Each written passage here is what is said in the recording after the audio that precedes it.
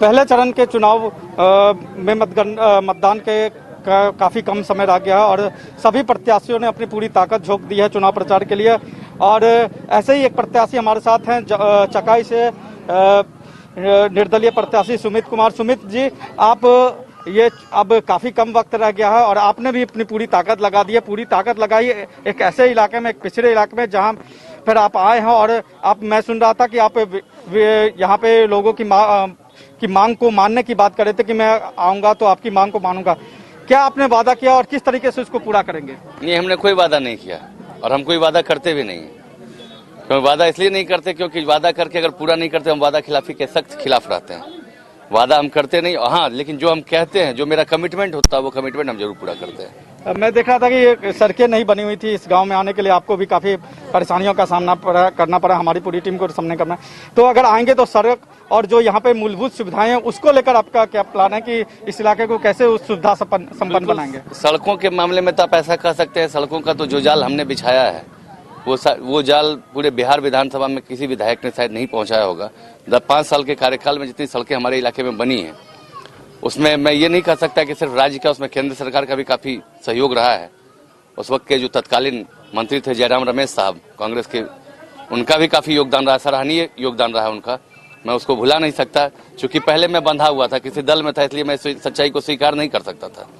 यहाँ पे बिजली भी आई है तो इसमें ऐसा नहीं है कि सिर्फ बिहार सरकार की देन है, ये भी केंद्र सरकार की देन है। यहाँ भी मुझे सोनिया गांधी के घर से सहयोग मिला है और उन्होंने मुझे सहयोग दिया था, ये भी सच्चाई है। आपकी बातों से लग रहा है कि आप कांग्रेस के साथ थोड़ा सा करीब कांग्रेस के सहयोग की बात नहीं, जो सच्चाई है। देखिए, मैं विद्यार्थी परिषद, अगर कांग्रेस की बात करेंगे तो मैं विद्यार्थी परिषद में भी रहा हूँ। मैं विद्यार्थी परिषद का सचिव रहा था दिल्ली और छात्र नेता रहा था, तो इस नाते मुझे संबंध सबसे है, हमारे सबसे अच्छे संबंध है। और मैं किसी दल में नहीं हूँ, मैं तो निर्दल हूँ। सभी दलों में आजकल दलदल हो गया है, सबसे बेहतर आजकल निर्दल है।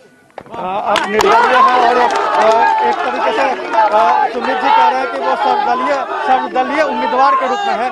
तो सभी दलों से जो निराश लोग हैं, एक सर्वदलीय उम्मीदवार के रूप में जो सभी दलों से निराश लोग हैं, जो सभी दलों से निराश होकर जनता आई है, वो आपसे एक आखिरी उम्मीद के रूप में एक कह सकते हैं सीमावर्ती गांव में आप आए हैं। तो यहाँ से आप क्या लोगों को मैं देख रहा हूँ कि यूथ भी कई आपसे जुड़े हुए हैं। तो किस तरीके से आपने अभियान पिछली गलतियों से सीखते हुए इस बार कुछ परिवर्तन किया उसमें? देखिए, पिछली बार जो हुआ था वो सहानुभूति की लहर थी। पिछली बार भी मैं चुनाव नहीं हारा हूँ। पहली बार मैं 22,000 में विधायक बन गया था। पिछली बार मुझे 35-36 मत आया है। तो चुनाव तो मैं पिछली बार भी नहीं हारा हूँ। पिछली बार भी मैं निर्दलीय ही चुनाव लड़ा। और बोलिए कि हमको निर्दलीय ही लगता है, लड़ना ही पड़ेगा। इस बार अपना दल बनाना पड़ेगा क्योंकि पहला, दूसरा, तीसरा ये चुनाव ये भी निर्दलीय है। और इस बार मैं इन जनता के आशीर्वाद से विजयी होता हूं, तो इस बार मैं आपको बता देता हूं कि इस बार मेरा अपना दल होगा, जो मैं अपना दल बना के अपनी तैयारी करूंगा अगले बार से। दोनों महागठबंधन और एनडीए के उम्मीदवार में किससे आप अपना मुकाबला मांगे कि किससे आपका मुकाबला है? देखिए, फिलवक्त अभी चकाई में तो मुझे कोई लग ही नहीं रहा कि कोई मुकाबला में, इसलिए क्योंकि अन्य लोग जितने भी उम्मीदवार हैं यहाँ पे सब किसी न किसी पार्टी का टिकट लेके आए हैं और मुझे किसी पार्टी ने टिकट नहीं दिया, मुझे टिकट यहाँ की जनता ने दिया, इसलिए मुझे किसी से कोई टक्कर ही नहीं लग रहा है। ये तो सुमित का उनका कहना है कि वो जनता के टिकट पर आए हैं और उनको पूरा भरोसा है कि जनता उनको चिकाई से एक बार फिर विधायक बनाकर